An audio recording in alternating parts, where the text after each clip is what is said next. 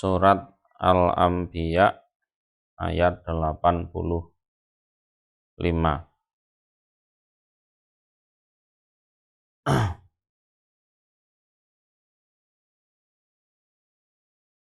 A'udzu billahi minasyaitonir rajim.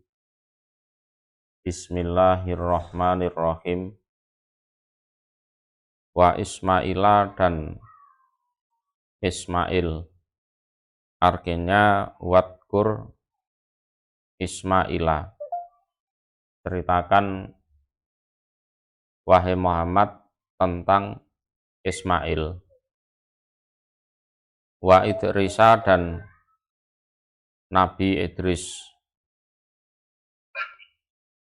Wa Dzal Kifli dan Dzal Kifl. Dzal Kifl ini keturunan dari Is saudara kembarnya Nabi Yakub. Jadi keturunan dari Is bin Ishak bin Ibrahim. Itu Dzal Kifl. Jadi Dzal Kifl ini bukan seorang nabi, tapi dia adalah seseorang yang solih. Di tafsir Ibnu Katsir dijelaskan, qala Ibnu Jurayjin an Mujahid fi qaulihi wa Dzal Kifl. Qala rajulun sholihun ghairu nabiyyin. Jadi dia adalah laki-laki yang soleh, namun dia bukan seorang nabi. Ya. Jadi Dzal Kifl itu kan secara makna orang yang mempunyai tanggungan. Itu maknanya. Dzal Kifl orang yang mempunyai tanggungan.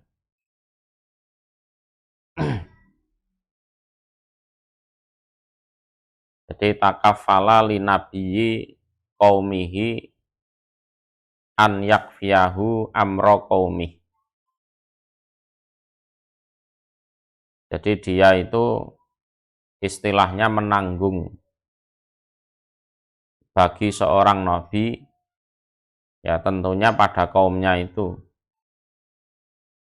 Jadi dia itu menanggung kehidupan seorang nabi yang ada di tengah-tengah kaumnya. Dia itu mencukupi kehidupan nabi tersebut. Ya, an yakfiyahu amra qaumih. Ya, termasuk ngurusi kaumnya itu juga. Wa yuqimuhum lahu. Dia juga ngeramut kaumnya untuk nabi tersebut. Wa yaqdi bainahum bil adli. Terus menghukumi di antara kaumnya secara adil. Fa fa'ala dzalika fasummiya Dzal Kifl. Nah, itu dilakukan oleh dia sehingga dia disebut Dzul Kifl. Jadi istilahnya pembantu nabi lah. Ya. Jadi dia nanggung ya urusan nabinya, ya urusan kaumnya. Dia mencukupi nabi tersebut terhadap perkara kaumnya, yang ngeramut kaumnya dalam rangka mengabdi pada nabi tersebut. Kemudian umpama jadi qadhi, jadi juru hukum, ya bisa adil. Nah, itu dia lakukan, sehingga dia disebut sebagai Dzal Kifl. Adapun dia sendiri itu bukan seorang nabi. kulun utawi semuanya iku minas sabirin termasuk orang-orang yang bersabar, sabar menjalankan perintah, sabar menjauhi larangan. Jadi taat menjalankan perintah, bersedia menjauhi larangan. Itu kesabarannya seperti itu. Wa adkhalnahum, dan memasukkan kami Allah hum pada mereka fi rahmatina, di dalam rahmat kami Allah. Fi rahmatina artinya fi jannatina, di dalam surga kami. Itu di tafsir Tanwirul Mikbas. Inahum, sesungguhnya mereka.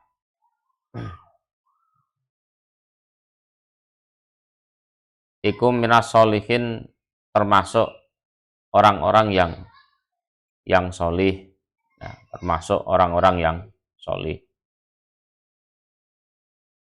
Wa dhannun, dan dhannun itu artinya orang yang mempunyai ikan nun, ya. Artinya wadkur, ceritakan wahai Muhammad tentang kisahnya orang yang mempunyai ikan. Orang yang mempunyai ikan itu bukan berarti dia punya ikan, bukan. Artinya dia punya kisah tersendiri dengan ikan nun, yaitu Yunus bin Matta. Ini adalah Nabi Yunus. Ketika itu dhahaba, pergi dia, Dhannun atau Yunus bin Matta, mughadiban, dengan keadaan orang yang marah. Jadi hina kharaja min baladihi mughadiban liqaumihi. Jadi ketika itu dia keluar dari negaranya dengan keadaan marah terhadap kaumnya. Itkana yad'uhum ilal imani payak furuna. Ketika itu dia mengajak kaumnya untuk beriman, tapi mereka malah tidak mau, malah kafir. Itu di Sofwatut Tafasir, seperti itu lafadznya. Jadi khina kharaja min baladihi mughadiban liqaumihi itkana yad'uhum ilal imani payak furuna. Jadi dakwah ke kaumnya, kaumnya menolak, terus minggat dari situ. Kalau di ayat lain lafadznya abako, abako itu minggat dari situ dengan keadaan marah terhadap kaumnya. Fadona, maka berprasangka dia, alan nakdiro, bahwasanya tidak menguasai kami Allah. Menguasai dalam hal ini artinya membuat sumpek, membuat rupek, atau bisa bermakna menyiksa kami Allah, itu bisa. Nah, dia marah itu punya prasangka nanti nggak ada hukuman yang harus dia tanggung. Itu loh. Jadi wa ahroja ibnu Abi Saibah wa Abd banu Humaidin wa bnul Mungdir wa banu Abi Hatim wal Baihaqi fil asma wa sifat an Mujahid radhiyallahu anhu fi qaulih fadhonna allan naqdira alaih. Qala, berkata Mujahid, dhonna allan yu'aqibahu bidzalika. Jadi dia punya prasangka kami tidak memberikan sanksi atau hukuman pada dia sebab minggatnya itu. Yes, marah-marah terus pergi gitu. Dia nggak berpikir bahwa nanti akan ada hukuman yang harus dia jalani. Itu di tafsir Durul Mansur. Wa akhraja Ibnu Jarir wa Ibnu Abi Hatim anin Dhahak fi qaulihi fadhanna an lan naqdira alaihi. Yaqulu berkata Dhahak, dhanna anallaha lan yaqdiya alaihi ukubatan. Dia berprasangka sesungguhnya Allah tidak menghukumi pada dia suatu sanksi. Ukubatan itu sanksi atau seksaan. Wala balaan fi ghadabihi, dan tidak memberikan cobaan di dalam kemarahannya Yunus itu. Alladzi ghadiba ala qaumihi, yang mana dia marah terhadap kaumnya, firaqahu iyahum. Jadi firaqahu iyahum itu ya perginya dia atau memisahinya dia dari kaumnya itu. Iyahum pada mereka. Itu menurut Dhahak. Jadi antara Mujahid dan Dhahak intinya sama. Jadi dengan marahnya itu dia punya prasangka Allah tidak akan memberikan hukuman atau cobaan di dalam marahnya itu, yang mana dia marah pada kaumnya terus pergi dari kaumnya itu. Dan ternyata setelah itu ya dimakan ikan betul. Ceritanya naik kapal, diundi apa? Ada badai. Nah, salah satu harus dibuang ke laut daripada nanti seluruh kapal tenggelam semua. Diundi sampai 3 kali yang dapat undian Yunus, ya sudah dilempar ke laut dimakan ikan. Panata maka memanggil, artinya berdoa dia Yunus fi dzulumat, di dalam beberapa kegelapan. Di dalam beberapa kegelapan.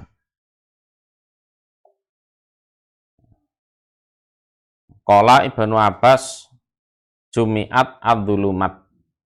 Jadi pas itu segala jenis kegelapan itu kumpul dari satu.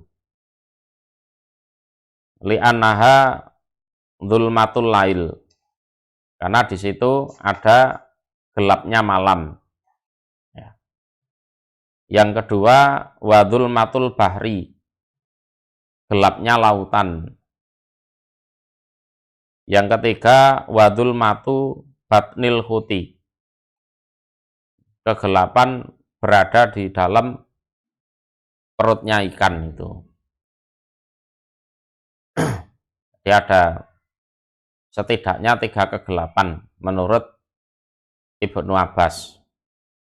Jadi gelapnya malam, yang kedua gelapnya lautan, yang ketiga gelap di dalam perut ikan. Itu di Sofatut Tafasir. Wa ahraja al-Hakim an Ibni Abbas radhiyallahu anhuma qala makasa Yunusu alaihi salam fi batnil khuti arba'ina yauman. Jadi Yunus tinggal atau bertempat tinggal di perutnya ikan. Khut itu ya ikan besar. Itu selama 40 hari. ya sebagai hukuman dari minggatnya itu 40 hari. An bahwasanya saat temene kelakuan la ilaha tiada sesembahan yang benar untuk disembah ila kecuali anta engkau Allah. Subhanaka maha suci engkau. Maha suci engkau Allah. Ini sesungguhnya saya iku kuntu ada saya iku minal dolimin, termasuk orang-orang yang dolim. Kalau dalam hadisnya barang siapa yang berdoa dengan menggunakan doanya Nabi Yunus ini, maka pasti doanya dikabulkan. La ilaha illa anta subhanaka ini kuntu minal dolimin. Dia mengakui kesalahannya.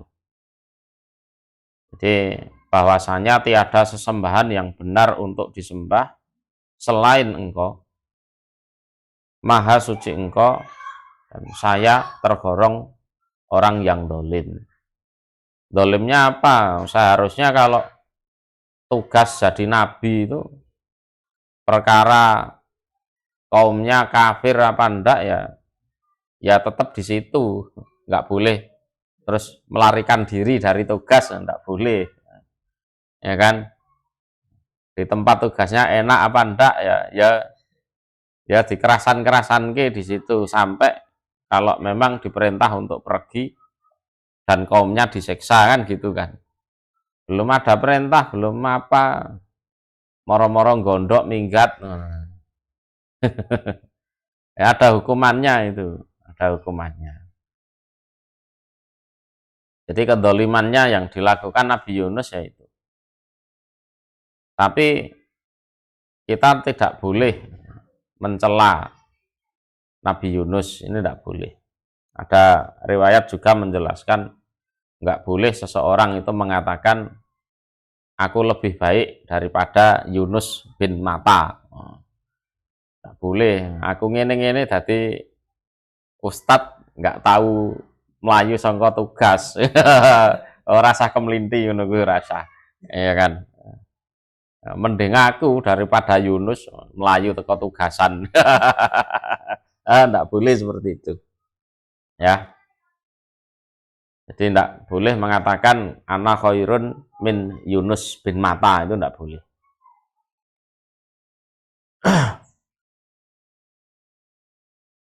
Fastajabna maka mengabulkan kami Allah, mengabulkan doanya itu lahu untuk Yunus. Wa najainahu dan menyelamatkan kami Allah pada Yunus minal gham dari kesusahan bitilkal kalimat ya, dengan kalimat la ilaha illa anta subhanaka inni kuntu minadz dzalimin. Jadi sesuai riwayatnya memang. Jadi siapapun yang doa dengan doanya itu, doanya Nabi Yunus, la ilaha illa anta subhanaka inni kuntu minadz dzalimin, itu doanya dikabulkan, terus diselamatkan dari kesusahan. Ya. Wa kadzalika dan seperti demikian itulah ya, kami sudah menyelamatkan Yunus. Ya. Nunji akan menyelamatkan kami Allah al-mu'minin pada orang-orang yang beriman. Jadi sebagaimana aku sudah menyelamatkan Yunus, itu penjelasannya seperti itu. Sebagaimana aku sudah menyelamatkan Yunus, aku juga akan menyelamatkan orang-orang yang beriman, siapapun yang beriman, dari kesusahan mereka, dari apa ya perkara-perkara mereka, kesedihan mereka itu. Jadi ai kama najaina Yunusa mintil kal mihnah nunjil mukminin gitu. Sebagaimana kami telah menyelamatkan Yunus dari demikian itu cobaan, kami juga akan menyelamatkan orang-orang yang beriman. Ya salah satunya ya kalau berdoa ya dengan doanya Nabi Yunus itu, la ilaha illa anta subhanaka inni kuntu minadz dzalimin. Jadi kadang kesusahan yang menimpa kita ya karena kesalahan kita sendiri, karena kedoliman kita sendiri. Ya ben dientas, ya, biar kita diselamatkan dari kesusahan itu ya. Itu la ilaha illa anta subhanaka inni kuntu minadz dzalimin.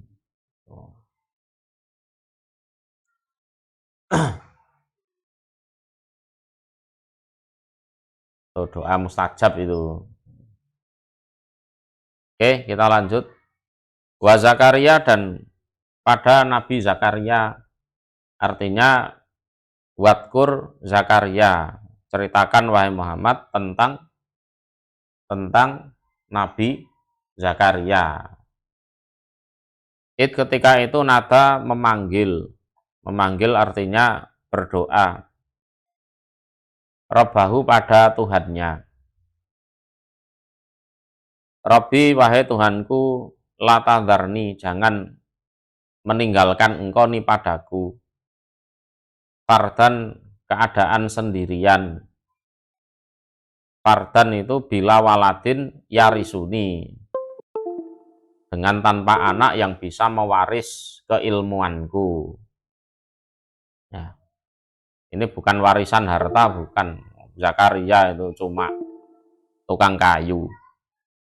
Profesinya tukang kayu.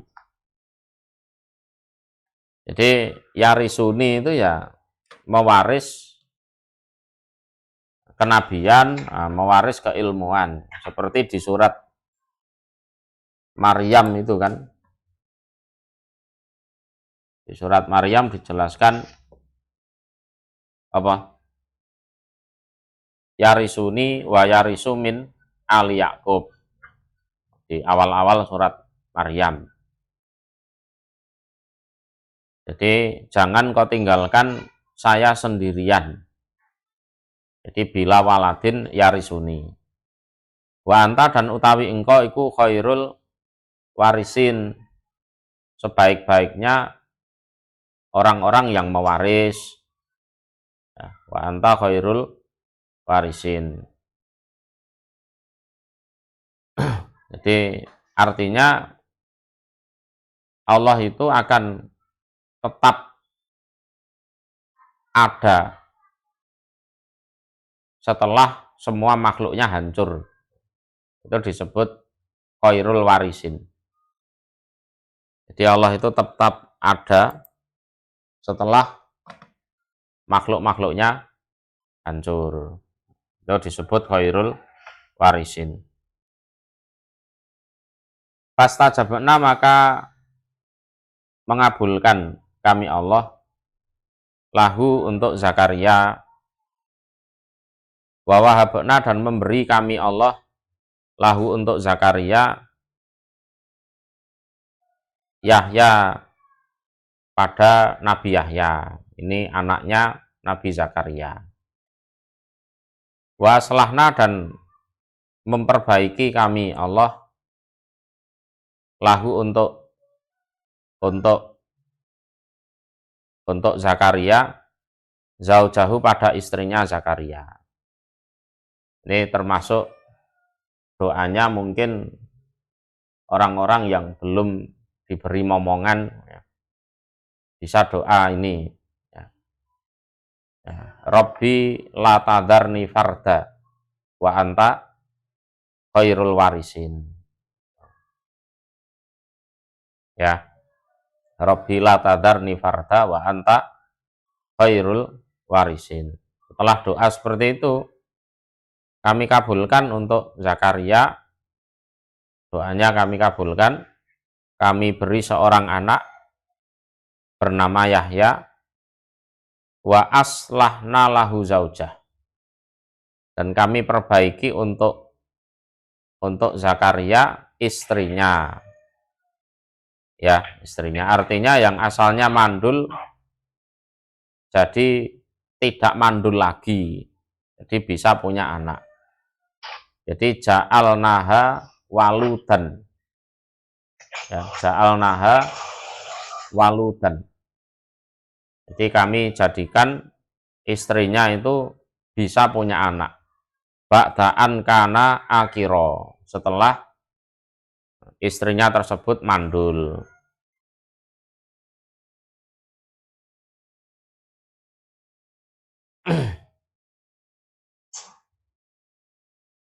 Waqala Ibnu Abbas, kanat sayyiatul khuluq.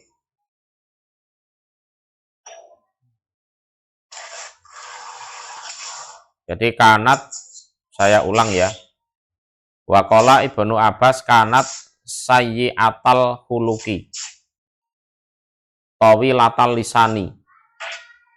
Kalau menurut Ibnu Abbas, istrinya Zakaria itu budi pekertinya buruk.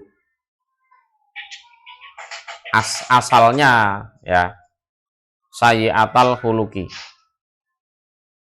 Sayyi'ah itu jelek. Nah, budi pekertinya buruk. Padahal istrinya Nabi. Ya. Nabi itu terkadang ya diuji dengan istri yang kurang baik itu ya. Tawilatal lisani. Lesannya panjang. Bukan kok lesannya, lidahnya terus panjang betul seperti ular, itu enggak. Artinya ya suka adu domba, suka gibah, suka rasan-rasan, macam-macam itu. Fa aslahahallah, terus diperbaiki oleh Allah. Faja'alaha hasanatal khuluqi, terus dijadikan oleh Allah budi pekertinya baik. Ya ini mungkin bisa jadi faktor kenapa seorang wanita susah punya keturunan itu ya ini. Budi pekertinya buruk, terus lesannya panjang. Lesannya panjang. Itu diperbaiki dulu. Nah, terus suaminya juga berdoa, la tadharni fardan wa anta khairul warisin. Nah, itu. Inahum, sesungguhnya mereka artinya semua yang diceritakan di atas, mandukiro minal ambiya, di nabi-nabi yang sudah diceritakan di atas, iku kanu ada mereka, iku yusariuna, berlomba-lomba mereka, fil khairat, di dalam berbagai macam kebaikan, di dalam berbagai macam kebaikan. Wa yad'unana, dan berdoa mereka na pada kami Allah, berdoa mereka na pada kami Allah, rogoban, dengan berharap. Rogoban dengan berharap, artinya rogoban fi rahmatina, rogoban fi rahmatina, warohaban, dan takut min adzabina, dari siksa kami Allah. Wakanu, dan ada mereka, lana pada kami Allah, iku khosiin, orang-orang yang khusyuk. Jadi al khusyuk huwa al khaufu. Jadi khusyuk di sini artinya adalah khauf, rasa takut, di tafsir Ibnu Katsir. Jadi wa aslahna lahu zaujah tadi ya, pertama asalnya akhlaknya jelek jadi baik. Yang kedua, asalnya mandul jadi bisa punya anak.